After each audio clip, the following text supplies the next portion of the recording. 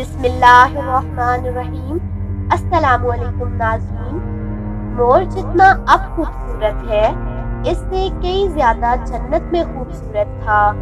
مور کی خوبصورتی پہ سبھی پرندے فدا تھے، لیکن ان سب خوبیوں کے باوجود مور سے ایسی کون سی خطا ہو گئی جس کی وجہ سے اللہ تبارک و تعالیٰ نے مور کو جنت سے نکال دیا۔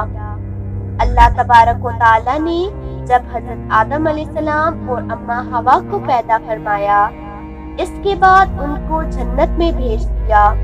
وہ دونوں جنت میں بہت ہی پرسکون رہتے تھے، بہت ہی لذیذہ میوے پھل کھایا کرتے تھے، لیکن ایک اناج جس کو کھانے سے اللہ پاک نے انہیں منع فرمایا اور وہ اناج گندم تھا۔ چونکہ شیطان حضرت آدم علیہ السلام کی وجہ سے ہی جنت سے نکالا جا چکا تھا، اسی وجہ سے شیطان کی حضرت آدم علیہ السلام سے دشمنی ہو گئی۔ شیطان یہ چاہتا تھا کہ وہ کسی بھی طرح حضرت آدم علیہ السلام کو جنت سے نکال دے اور ساتھ میں اماں حوا کو بھی جنت سے نکال دے۔ جب شیطان کو یہ خبر ہوئی کہ حضرت آدم علیہ السلام کو تمام میوے کھانے کی اجازت ہے لیکن گندم کھانے کی اجازت نہیں ہے، تو شیطان انتقام کی آگ دل میں لیے جنت کے دروازے کے پاس بیٹھ گیا اور 300 سال تک بیٹھا رہا کہ کوئی جنت کے دروازے سے باہر آئے اور شیطان اس سے بات کر سکے۔ ایک دن اچانک سے مور جنت سے باہر آ گیا۔ شیطان اس کو دیکھتے ہی بہت خوش ہو گیا۔ شیطان نے پوچھا، اے خوبصورت پرندے، تم کون ہو؟ مور بولا، میں مور ہوں، اب تم اپنا تعارف کرواؤ۔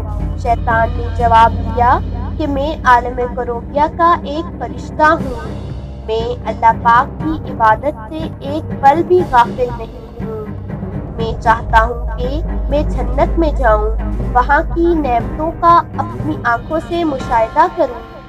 شیطان مور سے کہنے لگا کہ تم مجھے جنت کے اندر لے جاؤ، میں تمہیں 3 ایسی باتیں بتاؤں گا جس سے تمہیں ابدی زندگی حاصل ہو جائے گی، تمہیں بڑھاپا اور بیماری نہیں آئے گی، تم ہمیشہ جنت میں ہی رہو گے۔ شیطان کی یہ باتیں سن کر مور کے دل میں لالچ پیدا ہو گیا۔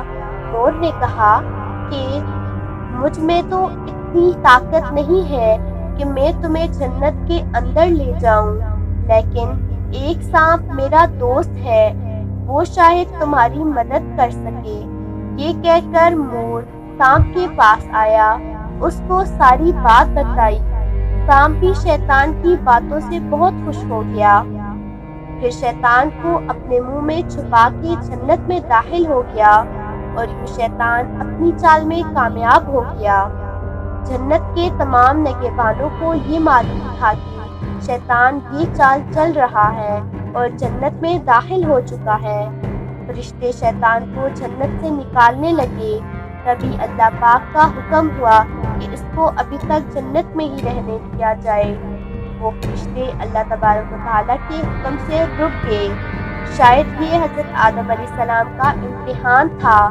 شیطان حضرت آدم علیہ السلام کے پاس اور اماں حوا کے پاس جا کر اپنی محبت کا اظہار کرنے لگا۔ وہ دونوں ہی شیطان کو پہچان نہ سکے، کیونکہ ماضی کے مقابلے میں شیطان کی شکل تبدیل ہو چکی تھی۔ شیطان کہنے لگا کہ میں چاہتا ہوں کہ آپ دونوں ہمیشہ جنت میں اسی طرح زندگی گزاریں، ہمیشہ خوش رہیں۔ حضرت آدم علیہ السلام اس کی بات بہت غور سے سننے لگے۔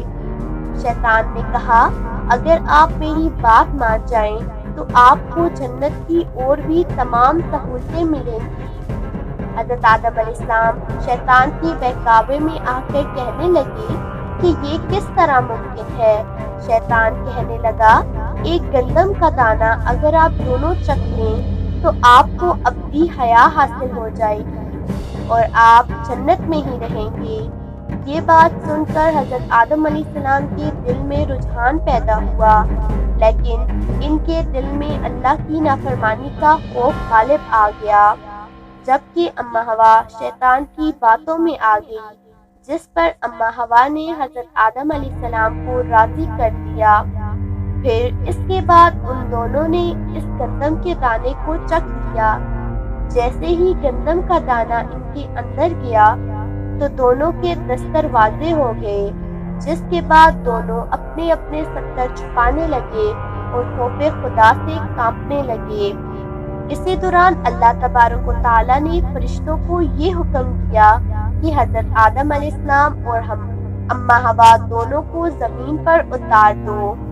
حضرت آدم علیہ السلام کو سری لنکا کے قریب نیچے زمین پر بھیج دیا، جبکہ اماں حوا کو جدہ کی سرزمین پر اتارا گیا۔ جن خوبصورت پیروں سے چل کر مور شیطان کو جنت کے اندر لے کر آیا تھا، وہی خوبصورت پاؤں اللہ پاک نے مور سے لے لیے۔ سانپ جو اپنے منہ میں شیطان کو چھپا کر لایا تھا، اس کے منہ کی خوبصورت خوشبو کو چھین کر اس میں زہر ڈال دیا گیا۔ پھر مور کے ساتھ ساتھ سانپ کو بھی جنت سے نکال دیا گیا۔